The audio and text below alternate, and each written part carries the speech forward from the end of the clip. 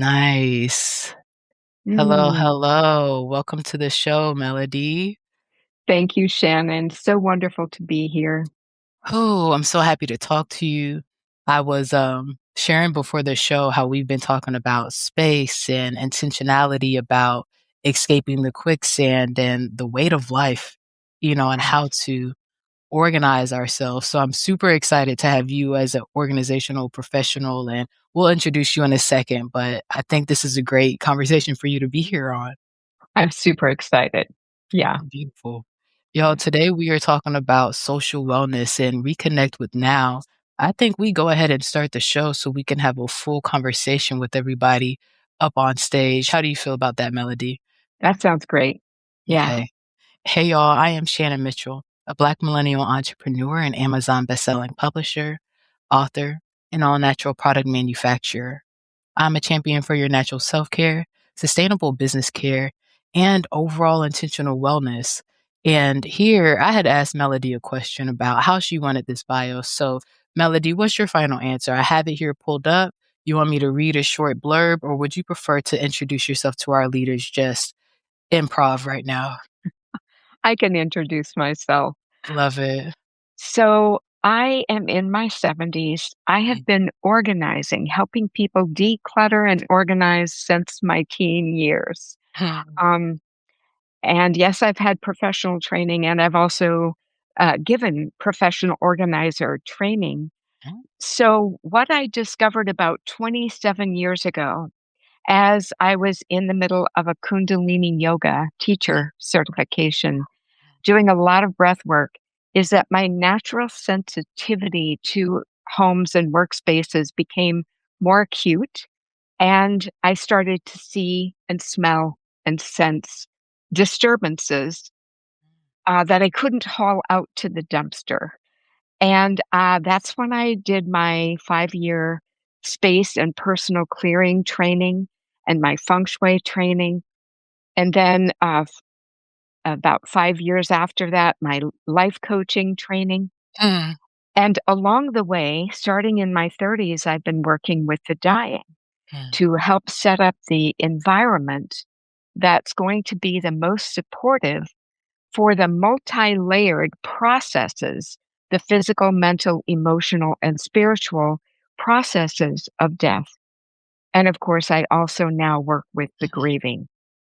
So if it's anything from birth to death, I can help create the environment that makes things flow with more ease and grace.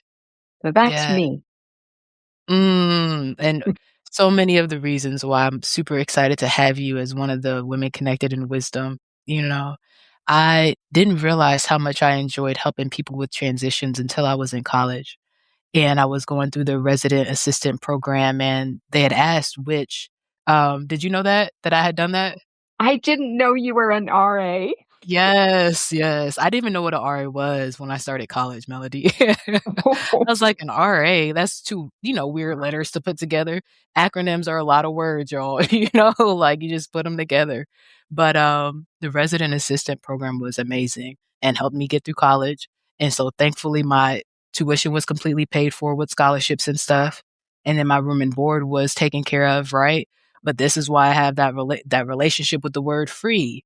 We're talking about how to be present and what things cost, and free might still cost you something, So, um, I was realizing as they asked me which level, basically, which grade I wanted to work with, I said freshman because I could help them transition from high school to college and kind of know the expectations, now as a sophomore. So I love that you help people through the different stages because we were looking it up last night, talking about you, speaking about your work and the different systems, and was reminded through our research, our bodies have 11 systems or more, depending on how you break it up.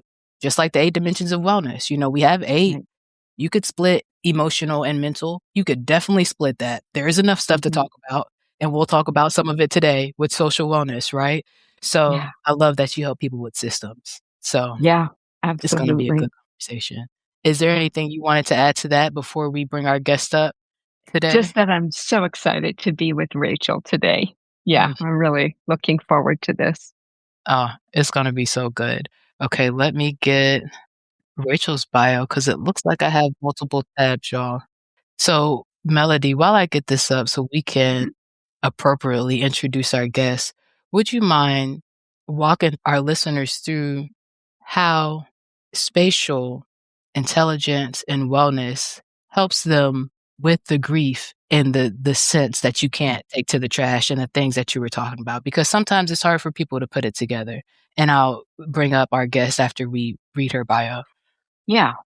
So it's really important, I think, for people to realize that the environment, the land on which they live, and the home in which they live, and the space in which they work has a big impact, influence on them. It was Coach Jim Rohn who said, "We are a sum total of the five people we spend the most time with."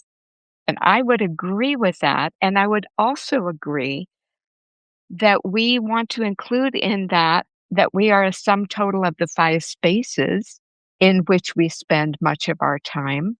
Wow. And how do those spaces function? Meaning, are there systems? Is it organized? How do those spaces feel? Meaning, is there a is there a regular space clearing of the space to release the old memory and create Mhm. spaciousness? Mhm. And is there a good flow of chi? Meaning, is there good feng shui with the placement of things?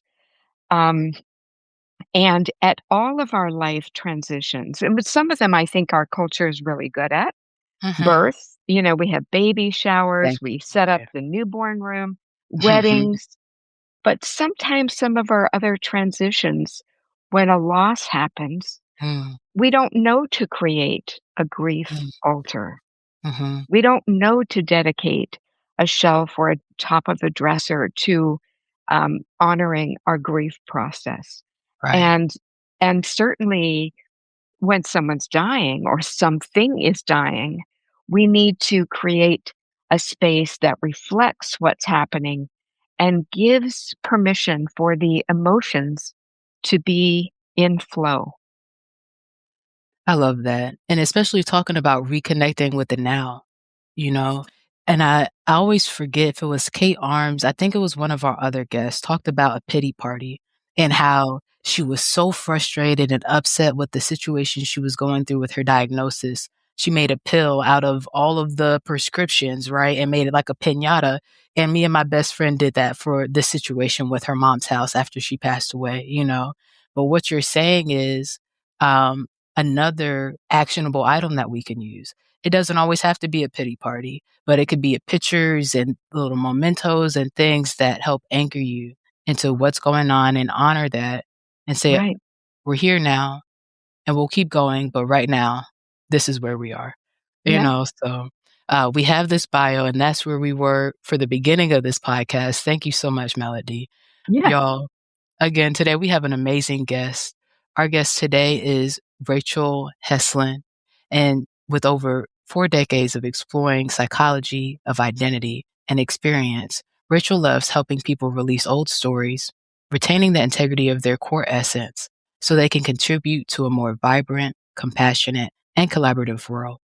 She is the author of two books, and we'll talk about another one: Navigating Life, 8 Different Strategies to Guide Your Way and Rituals of Release, How to Make Room for Your New Life, and her TEDx talk, A Defense of Victim Mentality, Transforms Condemnation into Compassion in Only 6 minutes. And I can tell y'all that this is definitely true. I listened to it earlier. It was amazing. Hi, Rachel. Hello there. I just have to say I love your voice. Thank you I'm so in the much. green room listening, and there's such a warm resonance to it. It's like, "Okay, Mm. this is good." Thank you so Anyway, much. hello. Because we talk about difficult things, grief does not feel good all the time. I mean, when did Mhm. it feel good? When you look at the joy of it, sure, but you're not saying joy and grief at the same time. Those are, beside each other and things like that. So I'm super excited for our listeners to learn from you today, to learn from you ladies, and for us to have this conversation. Is there anything that you wanted to add with your expertise that we've been talking about while you were in the green room? How would you like to jump into what you have to offer our listeners? Honestly, Um, with the Melody had mentioned she was looking forward to talking with me. She and Yes, I have been connected for a while in very deep wisdom. And what I have noticed is when we start to talk, what needs to be shared just naturally emerges. absolutely. And that's one thing I love about being present, and one thing we practice with Women Connected in Wisdom, is not a scripted conversation, it's just us at the table having a drink, having water, coffee, whatever you choose, and talking about what's going on right now, you know? Um, I heard of I was gonna ask a question, but I heard a breath. Did anybody have anything they wanted to offer before I go to the next thing? Okay. So for me, I've been hearing a lot about embodied leadership, right? So when we talk about reconnecting with now and stop living in old stories, when you make it to the position of being a leader, a lot has already happened, right? You have your personal life, your stories, things that have happened in childhood. You have the things that you did to get to this position, whether it's education, different things, people the relationships. And now, as a leader, you have the responsibility of where you are, right? So when you're finally there and you've gone through this list of different things to get there, what does it mean to you, ladies, to be fully embodied in that? Because I see our leaders struggling with that. And I would love for people who show up with integrity, who or women connected in wisdom, who do the work like we do, but who might struggle with their identity, with imposter syndrome, or the weight of their responsibility. I want to help them be embodied. What does that look like to you, ladies? I have a kind of unusual take on what imposter syndrome actually is that is Okay, directly related to embodiment. beautiful. In my observation and experience, imposter syndrome is an indication that we are not in flow. Mhm. When we pull back and we look at our situation and think, oh no, I don't know what I'm doing, or it's like the snapshot of what you think it should be or where you think you should be. That's all head stuff. And if you try to battle it directly and argue with that voice, you're still up in your head. However, if you take the time to become embodied, and I am going to, for the sake of what I'm saying here, I'm defining embodiment as being fully present, where the brain weasels aren't running everything and you're just here and aware and responsive, then you're engaged. And when you are engaged in a moment, you don't have time to worry about all the other stuff. The am I doing it right? Therefore, it's so important to recognize when the stories are popping up. You talked about when you reach leadership. What I have found for myself is that life is spirals. I am constantly learning and growing. And every time I up level, I hit the same stories. Fortunately, I've done so much work over the years that when my enoughness story comes up, because that's my personal flavor, is whether or not I can do or be enough. When it comes up again, I can look at it and say, "Oh, I remember you." But the truth is that it never fully goes away. It gets resolved at that level of beingness, at that level of leadership. And then the universe says, "Oh, great. You are doing such an awesome job. Let me dump all this new stuff on your plate." And then the story comes up again. Yes, a One new of the level of the things, video game. oh, yeah. And especially in today's world, these cycles are speeding up. they're going around and around, and it is challenging to integrate learnings at the speed of change. And I think that is what is Yes, it being is. asked of us now. There's something I would love to share, Shannon, about the imposter syndrome. Of course. There's a way in which, and I too kind of smiled when you said you reach the place of leadership, Mhm, mhm. because I agree with you. My life has shown me that we do spiral, and so here's the inquiry that I'm in. When I see myself going into what I call imposter syndrome, like the stories, the doubts, what I become aware of is that I am at the effect of a patriarchal conditioning where I'm seeking approval. I call it my addiction to approval. I think that is kind of underneath most of what we've got going on in our Western culture.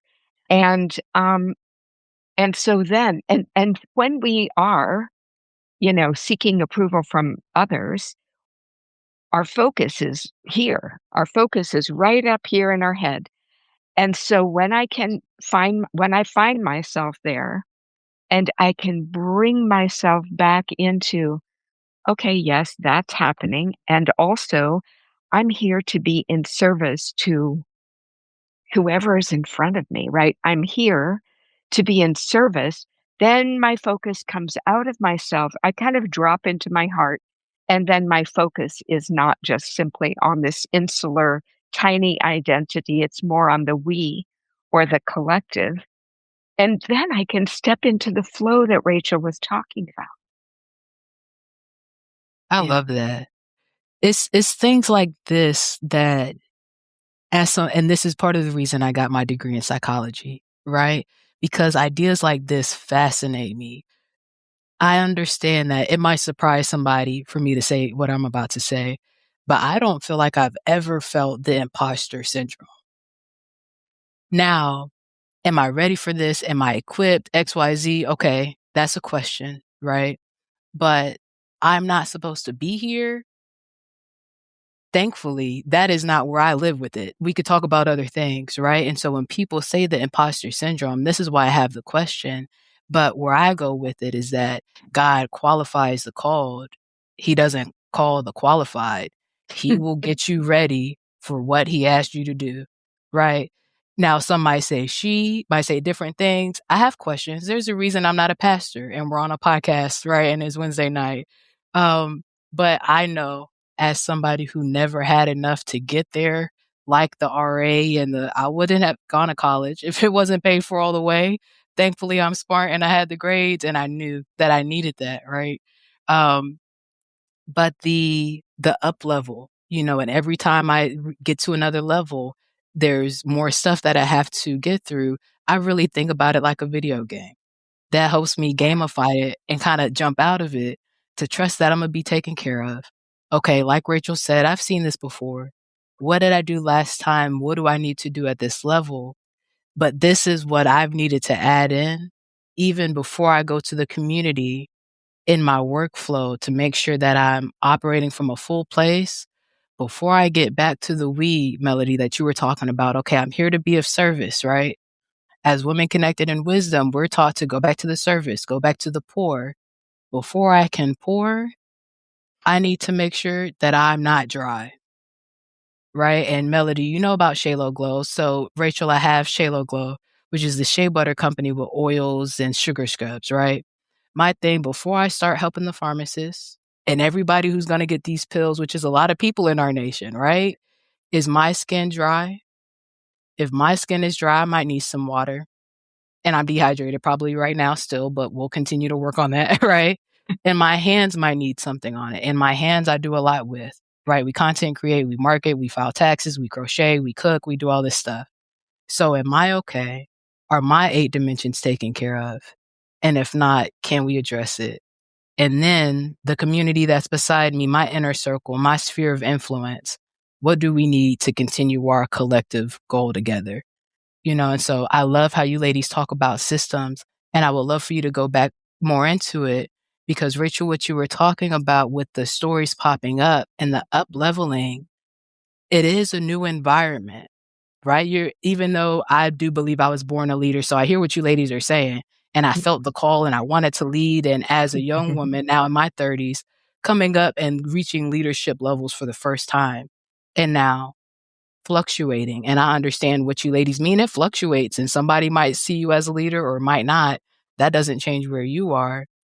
Melody, I would love for you to speak to the systems because it is my systems that I build in each environment that help center me so that I know I'm taken care of and that I'm not coming from a victim mentality. I am coming from a place of being taken care of and able to process the information so I can ask balanced questions and make sure that I'm not gaslit and pigeonholed into being crazy because something else is going on. But it's okay, what's the next question? I can face anything. What do Right. you ladies say to those things? Well, I will just say about systems, I Yeah. feel like just like we need good systems to care for our spaces, like I have a system of doing the dishes after every meal. I have a system of doing laundry twice a week. There are systems. Um, I also have, I guess you could call them systems or rituals for self care. I take myself outside every morning barefoot in the sunlight and call in the directions, the elements, and the archetypes with which I work. I ground myself to the core of the earth, to our planet, and to the land, and to the higher dimensions. This is like my daily self-care system. And I have systems that connect me to my colleagues, to my clients. There's um, a frequency within which, I mean, I know that I need time alone, that I regenerate through time alone. But I also know that if I don't get enough contact with like minded sisters, whether I'm listening to the podcast or I'm doing something else, I'm going to go, I'm going down and I I need understand. that regular contact. So That's those are absolutely some of my systems. I love that. What about you, Rachel? I'm a big fan of modular systems, Mm, as in my life doesn't have a specific schedule. Every day I do this, I do and mm, that sort of thing. mhm, I have 5 kids. I will say off the bat, I have not raised them all from diapers. mhm, It's 1 biological, 1 adopted, and 3 bonus. mhm, There were complications after the biological one, so we just ended up collecting all of their neurodivergent and genderqueer friends, and they are cascading into 22 this year. mm, It's interesting trying to maintain control over the things that are beneficial to have discipline about and knowing where to be flexible and when is it best to go with the flow. I talk about modular systems because I sometimes feel like my life is a series of nested if then statements.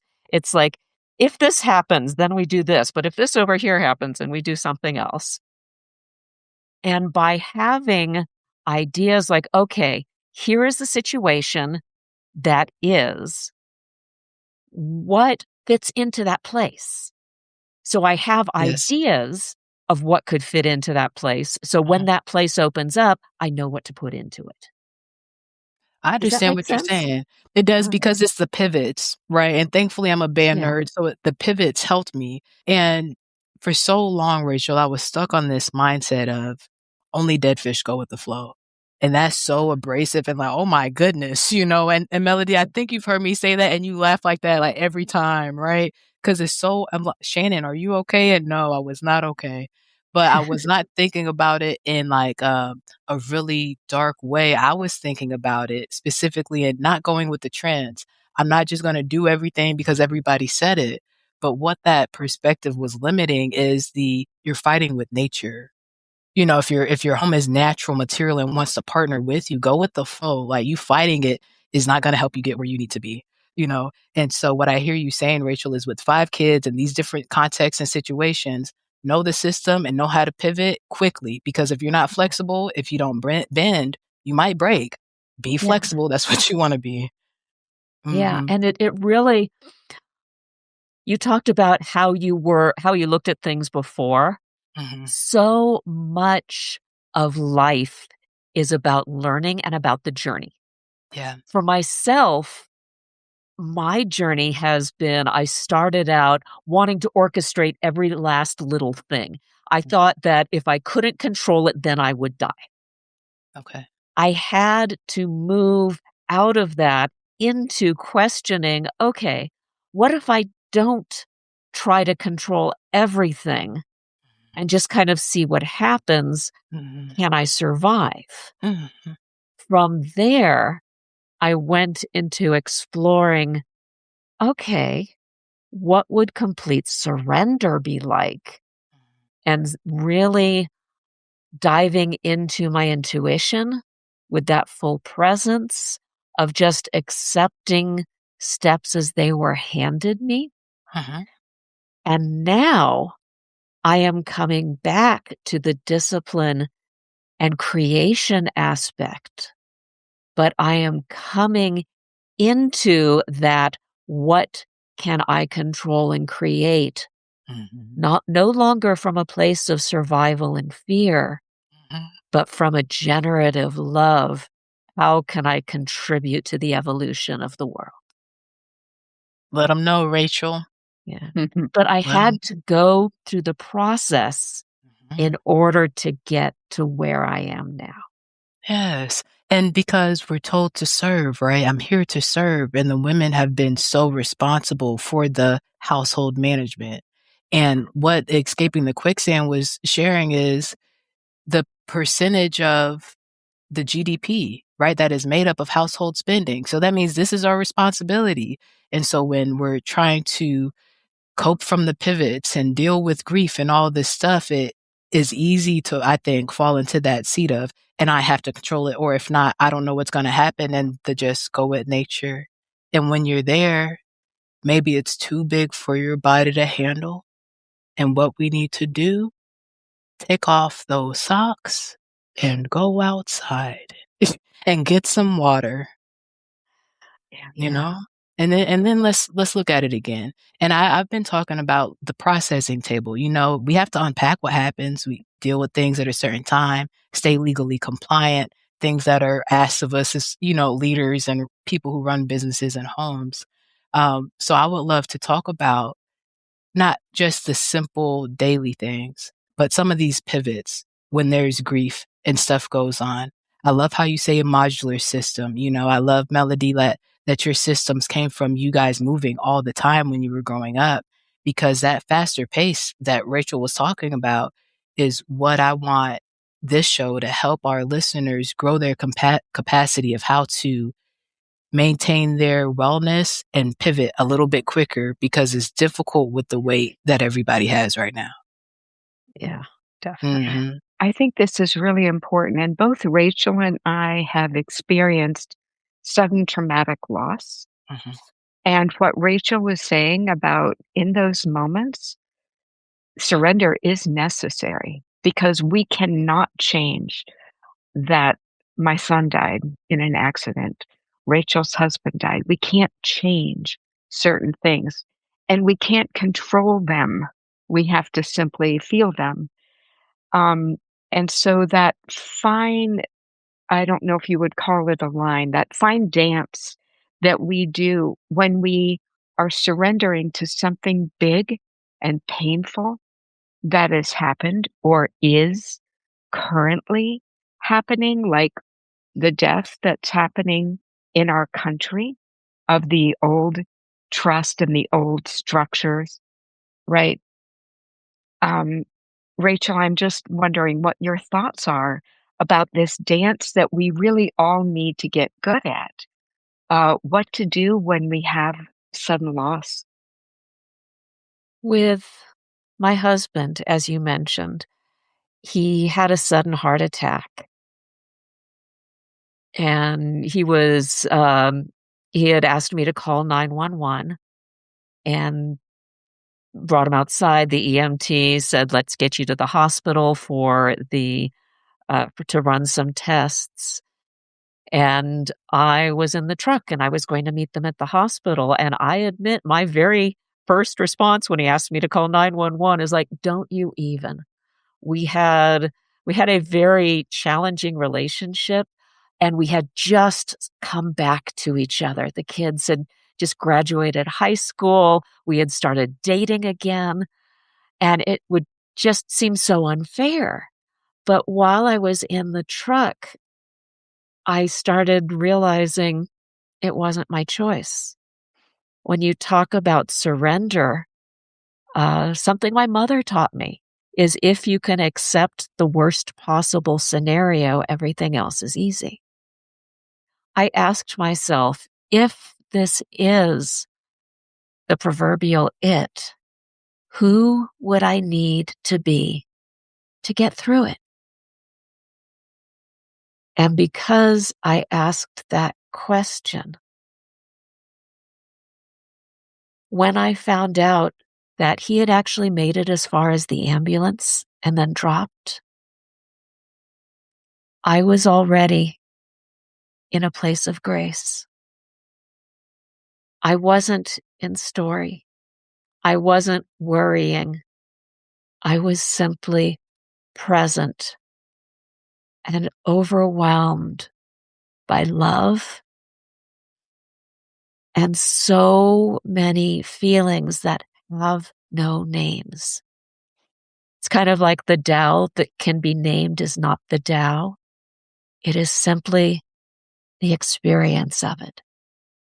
And I truly felt, going back to something you had said, Shannon, that everything that I had done, all the psychology I had studied, all of the personal work that I had done, had been preparing me for that moment so that I could get myself and the kids through that. And then that experience has been preparing me for what's next, which prepares me for what's next. Hey, y'all, this is a great place to take a break, take a deep breath, and hear from our awesome sponsors that make Women Connected in Wisdom podcast possible. Shannon, we are so grateful that Shayla Glow is the sponsor of the Women Connected in Wisdom podcast. And I wanted to take this moment to ask you, when you think about the people who use Shayla Glow, who are we talking about? That's a good question. I think about 3 groups really. One, the group that's removing hair, right? So whether you're using laser hair removal, waxing, shaving, you got to make sure that you're putting back what you're taking out. The second group, I think about those with dry skin and the problems that that might cause, right? The scars, itching, burning, whatever the situation is, you definitely need all 3 steps, right? The exfoliation, making sure you're taking the dead skin cells off. The oil, putting in the moisture, and then the shea butter with the aloe, sealing it, helping you heal. Those things help both groups, right? And third, for the third group is those with chronic illness. You know, the story is personally from cancer and different diseases that our population is dealing with on a daily basis throughout families as individuals. So I'm thinking about my mom and my grandmother and those around me with the same generational ties, right? And what positive, healthy habits we can start to make sure that we're maintaining our wellness, especially because the skin is like the cape, the exterior, the shield for your immune system. So with COVID, we have to be intentional about covering ourselves. And those are the groups I think about. I love it. And you know what else I love about your product? It's all natural, handmade, and it smells great, y'all. So yes, yay. esthetician tested. Yes, esthetician tested and approved. Yes. Yes. What about you? When you think about your company, what groups of people do you think about? Well, I work with individual coaching clients, I work in community classes, and with corporate teams. And with all of them, I use a strength based, embodied approach to help folks connect with themselves and access joy, reduce burnout, and build resilience. Especially during these times, I think we need it. I think we need all the hashtag partnership power we can get. Yes. Which prepares me for what's next. And what's next? What I found, I've been studying the stories we tell ourselves for decades. What I have found is that stories can be incredibly powerful in understanding and making sense of our past, in creating visions for our future. But there comes a time when we need to let go of the stories entirely and simply be. I wonder, so first, let me say thank you so much for sharing. And I hear what you're saying. What's your husband's name? Sean? Sean. Yeah, Mm. I have, let's see if put it on the camera. I keep this as kind of a talisman. This was his, Hmm. he had a very strong affinity with owls. Wow. And I was listening to the Owls this week, and my alma mater, Kennesaw State University, is Owls. And so I was like, shout out to the Owls, listening to the Owls this week. And here we're talking about Sean. Yeah. It's beautiful. Thank you. I just want to have Please. a little, Melody has a couple of amazing meditations. Mm. And a few weeks, maybe a few months after Sean passed, I was in my garden and I was listening to one of her Connect with Your Purpose meditations. And there is a point where she invites you to imagine yourself surrounded by your spiritual advisory team. Hmm. And I'm listening to this and I'm on the audio is on my phone. And as soon as it says imagine that you're surrounded by your ancestors or departed loved ones, my Mm. phone immediately switched to my husband's ringtone. Mm. I thought that was really cool. Mm. Wow.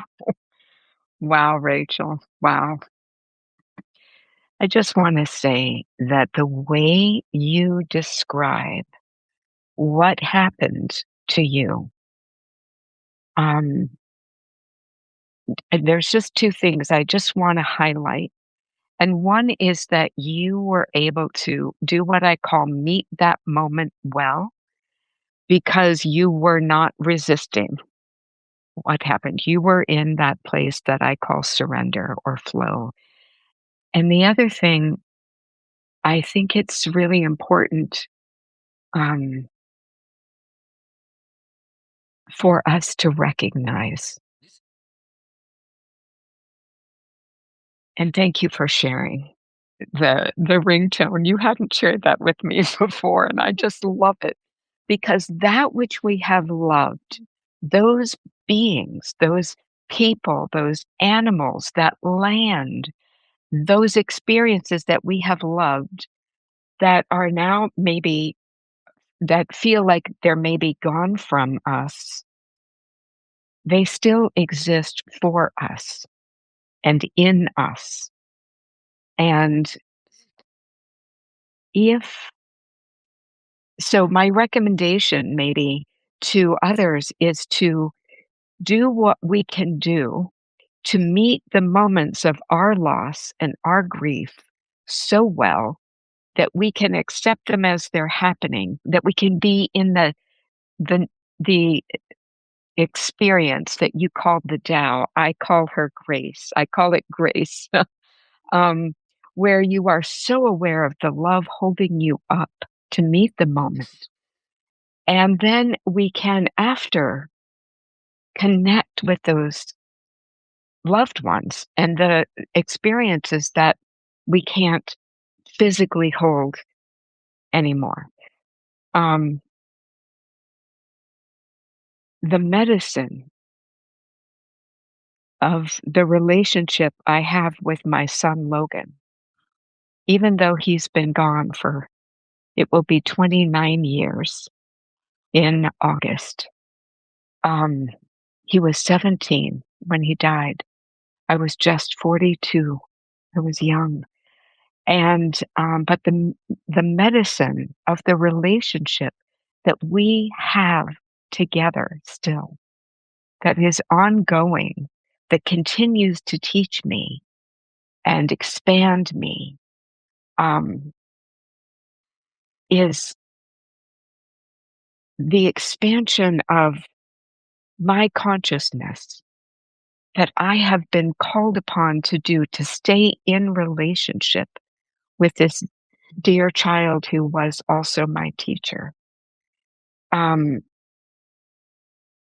uh, that medicine expands with me as I mature, and that this is not something I speak of much, but I believe this capacity to meet our difficult losses well that Rachel has just described ripples out from us and is part of what makes us beacons of love, beacons of light, leaders, if you will. Yeah. Absolutely. Because when we talk about authenticity, for me, for example, right? I'm about to reach an age threshold where people feel like they understand my wisdom. But, "Oh, because you're this age is" so far it's been, "Oh, you're so young. How do you understand?" Well, life will do that. When you pay attention, you're in the and so this thing when we talk about, like, age and there's this story that, we talk about old stories, right? That you haven't gone through anything if you're not 18. It's like, "What do you mean?" Like, what are we talking about? Yeah. So I Yeah, I I love actually that. The medicine expands. What were you gonna say, yeah. Rachel? I was one of the reasons that I was able to meet that moment well was something I learned from my eldest kid, Mm. because they had done something, they had hurt a friend very deeply, and they regretted it so much, and they found themselves in a spiral, just saying, "I shouldn't have done that, shouldn't have done that, shouldn't have done that," and then they stopped and acknowledged, "But I did." And at such a simple shift and so incredibly powerful that it actually helped guide my way whenever I found myself sinking into it shouldn't be like this. It allowed me to acknowledge, but it is. And what do I do with the is? Mm. And holding that, I think, is one of the keys for what we're talking about, you know?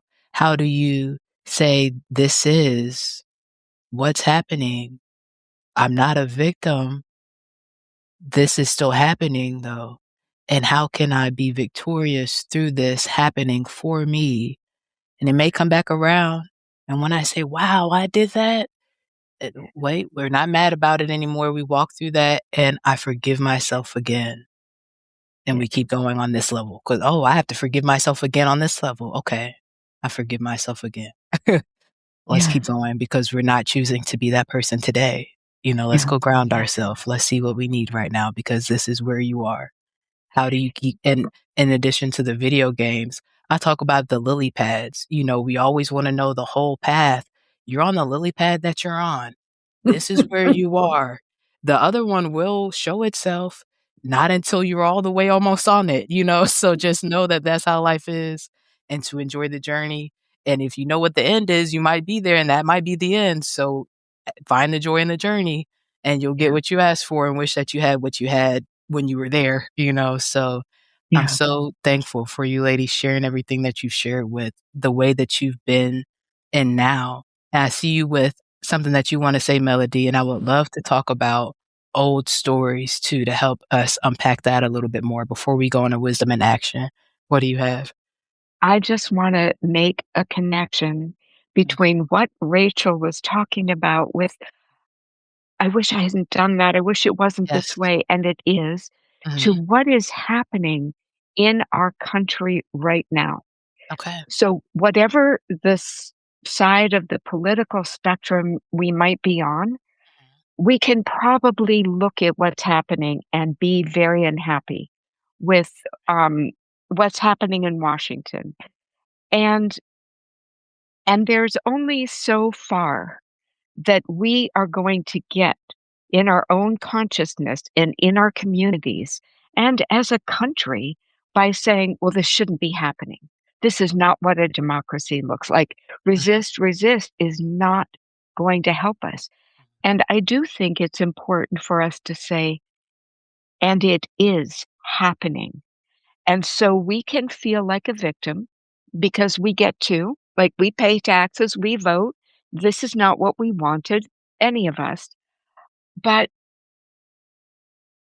okay, now if we can up level the victim to survivor, okay, I'm in something that looks more like a fascist dictatorship, but I'm surviving.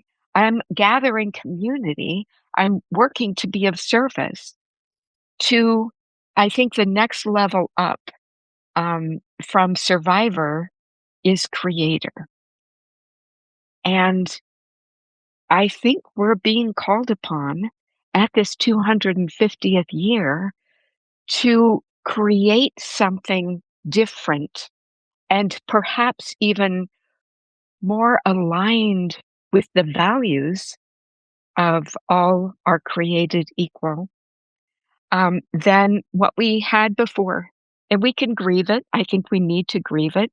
I have a grief altar that has images of things you would recognize as belonging to our nation. And but I feel like we're in the stage collectively where I hope we're moving out of, oh, I wish this wasn't happening to, and it is. Right. And let's move out of surviving and into creating. Mhm. Well, I keep thinking of your experience with the hurricane Oof. and how everything was so washed away and community came together. And community didn't matter whose political signs were out front. Everyone was working to keep everyone alive. It was beautiful. Yeah. Yes.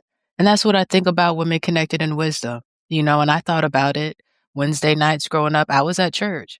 I was at church 3 other nights. It was 4 days a week. We would go karting and Friends was one day. That was like Girl Scouts, a female group, and then we had the church and all this stuff. But Wednesday nights now, for the last 5 years, has been us having these conversations because it might not always be the people in the physical church. It's gonna be people different places, and there's a list of people that need these resources and to hear these stories and these positions that we've talked about finding ourselves in life happen to everybody, and so um the creator part is funny. I was getting these new headphones earlier because I broke my other ones, and this is something that's like, we talk about the world and everything going on, not important, but the color scheme ladies with the pink headphones and the yellow drapes, and then my outfit was like, what's going on? All right. So I was trying to find these headphones and I go to Best Buy. I got these smaller headphones and I was thinking about if it would fit my head or not, and talked to Marshawn, a gentleman that helped me, and got to the car and I said, I think they should fit. And they fit. And guess what? They had no microphone. And I said, baby, I'm not just a consumer. I'm a producer. I'm a creator. I need my mic. I went back in. Marshawn told me I had 15 days. I didn't even need 15 minutes to know that this was not the right one, So, yes, yes to the encouragement to be creators. I've been so happy to have this conversation with you ladies because it has been heavy for the last 4 years. Rachel, your last article that you shared, you were part of for um, this information you were sharing on LinkedIn was talking about the victimhood mentality, but also what was it talking about, Lord? Let me see if I could pull it. Actually, do I have it up here? I think I have it up I somewhere. babble a lot on LinkedIn, so I don't know which one it. Oh, no, you're fine. I should have it pulled up. Let's see if I can land this point before we go to our wisdom in action and talk about. Let me see if it's on one of my many tabs. No, it's gone. Um, but let's go back to what you said, Melody, about the creator, survivor, and victor, because what I wanted to share was this is what it was talking about. Sharing from a scar versus a wound is how we've talked about it on Women Connected in Wisdom, right? Excuse me, sharing from a wound instead of a scar. And what we talk about is a wound is healed, right? And a scar is something that is still healing. What this article actually said, how it posed it, was a lesson versus a wound. And I like that better because it was talking about vulnerability and how to share online as business owners and the way that now it's a question of possible oversharing to share these stories that are very heavy to try to then get clickbait when I thought that we were meeting each other on a heart level and it kind of feels weird, you know? Yeah. So that's why I love what we're talking about from the victor to the survivor to the creator. I love the encouragement to help everybody address what's going on, but then also in partnership with your community, be the creator of what you want to see now and reclaiming those old stories and writing the story that you want to say today for your legacy. Yeah, I think I may know which article you were referring to. I was referencing something talking about how to be vulnerable Yes. when talking about things. And Yeah. one of my main points is don't use vulnerability if you want people to feel sorry for you. Mhm. Use vulnerability to encourage people that, yes, we can get through hard times. Right. And I've had this question with the podcast, because Christine and I talk about a lot of stuff. Melody, the ladies, like, this is what we talk about. It's like a weekly basis, so it could feel like that. So as a leader, I've been very intentional and introspective of how we share and what it looks like. And I've shared since my mom passed away in 2019 that at a certain point, I'm going to start getting away from sharing that so much. Right. Not because I was ever sharing it for a certain reason or to overshare. I think that I always did it in a tasteful way as a leader, but because sharing it as an example so much, being my only example may center it too much, right? It's not the center of my identity. And it might also, to somebody who's listening to a lot of the episodes, since we're on 224, like, let's talk about something in addition to this moment that happened because there's other things to continue to anchor stories in and continue to talk about. So it was really helpful, that article. Well, that's like a perfect example of Mhm, how I see integrating grief. mhm, Because in my experience, grief doesn't go away, but right, your life continues to grow. mhm, Sometimes I imagine a tree that has been struck by lightning. And yes, it has that scar, but the tree is still alive and it keeps getting bigger. mhm, How do I make my future bigger than my past? mhm. And continues to grow. I'm taking notes. I love that. I actually had a tree outside of our old apartment, and there was like twin trees on either side of our door when we look out. One had got stricken by lightning and continued to grow, and the other one had not, right? And they're like different colors. So it's like my twin trees I used to look at. And I understand what you're saying, and I love about trees that one, the storms and the shaking helps them grow and become more grounded, right? And then we know that trees are also, if not just as tall underground, even more so, twice as how big is the root structure under the ground. So you may look hurt because this grief happened and this storm happened, but we can continue to grow. And if it's not post traumatic stress, but post traumatic growth, even be stronger after it, like you're saying, and continue to get bigger and wider. And so that was my point earlier when you were talking about the stories is when I think about epigenetics and how our bodies remember, and even if we have processed and chosen to heal from and choose beauty and joy in our stories, it's part of us. So if I can't let go of any part of my story because I am all the versions of myself cumulatively, then I choose to grow from it instead of letting it weigh me down. If I can fly today, I'm gonna fly. And if as I get older and transition, I start to run and then walk and then crawl and then hang on by my crochet needles, whatever I'm doing or whatever, God has what we want for ourselves, like, but to grow from it is what I'm hoping that this conversation helps people do. Cause I know it's been a lot for everybody this year. Yeah. So through that, and the grief and the joy and the beauty that we look for, what I would like to end with, and we do for every show, are our action steps that we're doing for ourselves to maintain our wellness. Because it's little things every day. So when you ladies think about your social wellness, you've given our ladies and our listeners a lot of action steps and a lot of good things. I wouldn't even call them nuggets because they're bigger than nuggets. You've given them a lot already to work with this week. What are you doing for yourself, for your social wellness, that helps you stay intentional about maintaining your wellness? Oh, I know. I mean, it's one of those simple and necessary, and everybody knows the whole you need to fill your own cup first. I love going for walks where it's physical, moving my body, it's outside. I created a 10-minute walking meditation for myself that really helps me notice these things. And I used to go for walks 2 to 3 times a week. Nowadays, I'm sometimes going 2 to 3 times a day. It just clears Yes. out the system and gets things moving and helps put things in perspective. It can be so easy to get overwhelmed by this and that and the other. And when I notice, hey, the birds are still singing and I can feel the sun on my skin.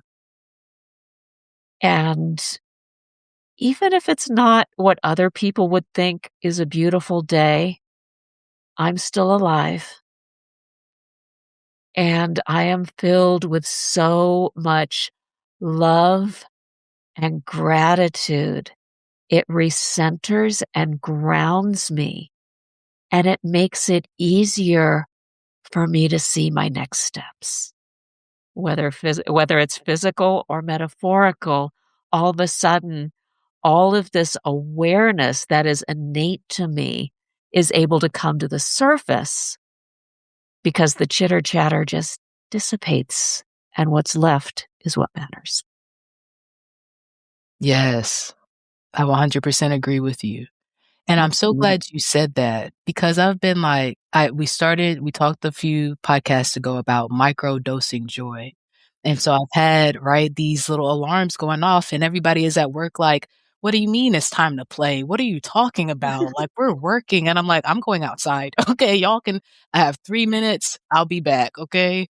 Um, Sharpening the saw. hello, and it feels like it's so interesting to me catching myself outside 2 to 3 times a day, but with the increased speed, it makes so much sense. So I appreciate you for sharing that. Yes.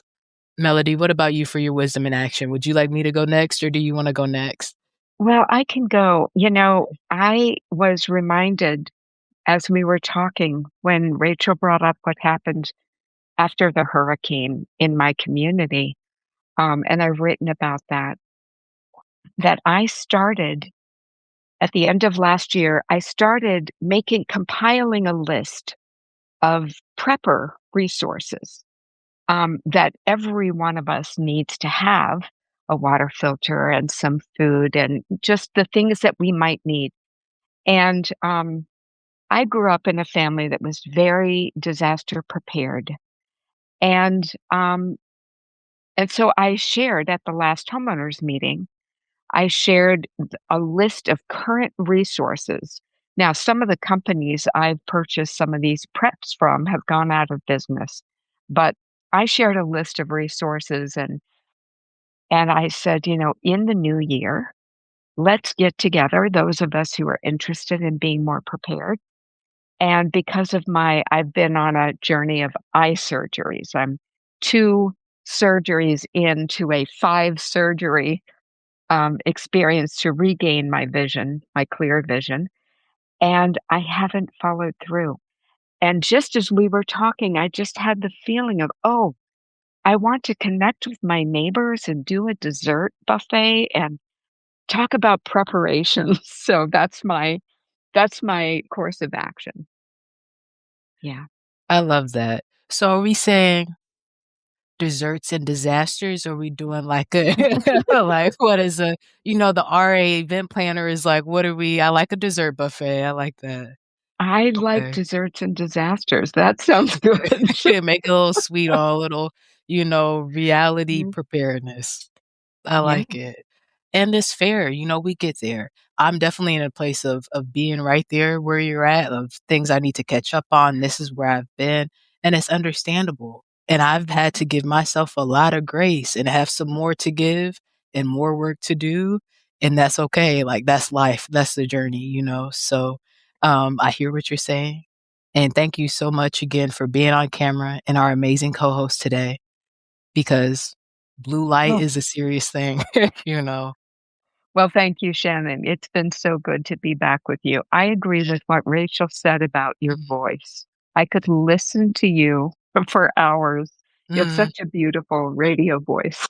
Thank you so much. And we're gonna keep using it, and I appreciate you ladies giving me the opportunity to use it and for joining me. Um, and it's a pleasure to be able to get us these resources.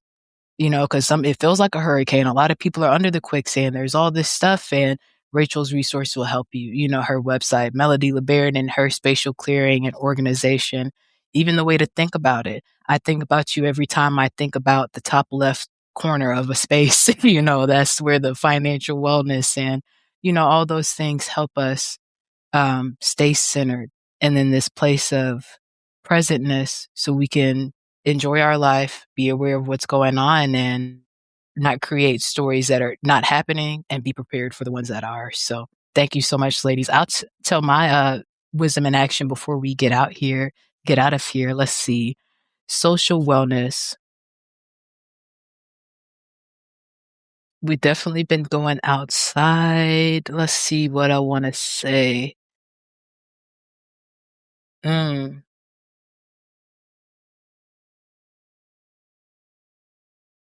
So this is what I'll say, because I'm in a season of setting up a lot of systems and one of transition, right?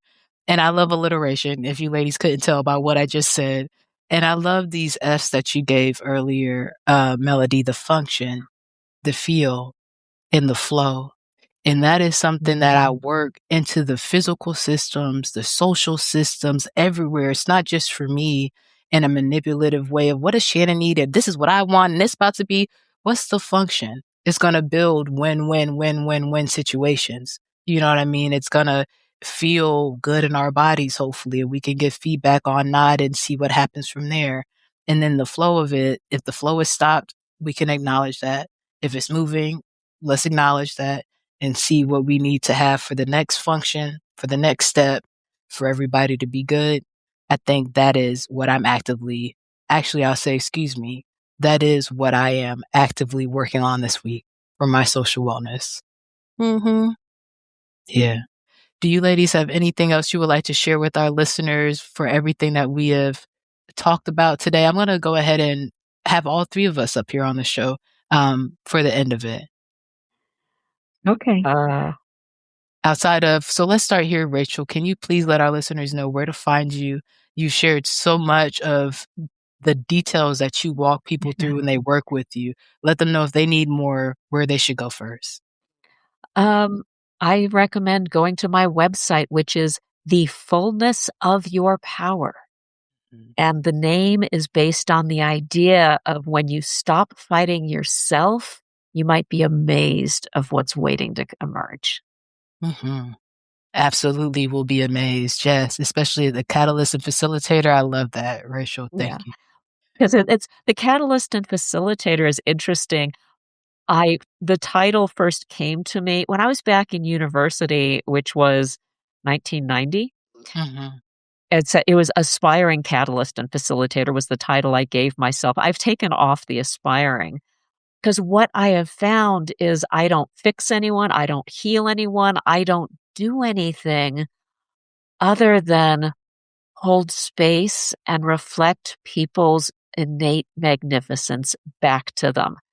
'Cause we've learned to discount ourselves, and I like reversing that, 'cause people are pretty dang cool.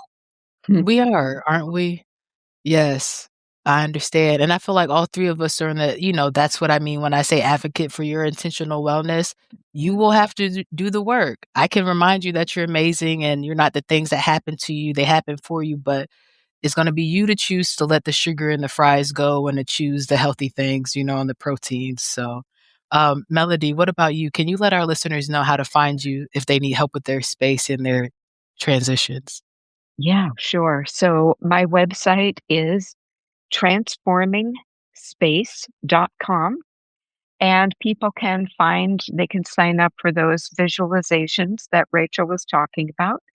And they can also reach out to me if our listeners want that PDF with a list of resources that you might need in a disaster and the companies that are selling those preps. Yes. I'm happy to share that with folks if Mhm. they want that. Yeah. Can you send it to us, and we'll put it on the show Oh, notes?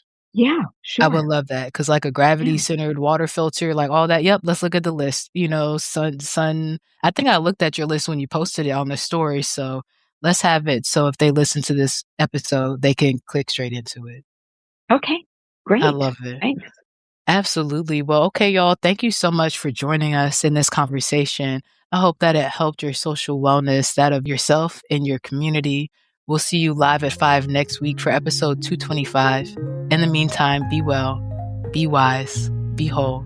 Thanks for being here. Peace. Thanks for listening. This has been the Women Connected in Wisdom podcast. On air live on Wednesdays at 5 p.m. Eastern via Facebook and YouTube. Be sure to like, share, and subscribe. Be part of the conversation and get connected at womenconnectedinwisdom.com.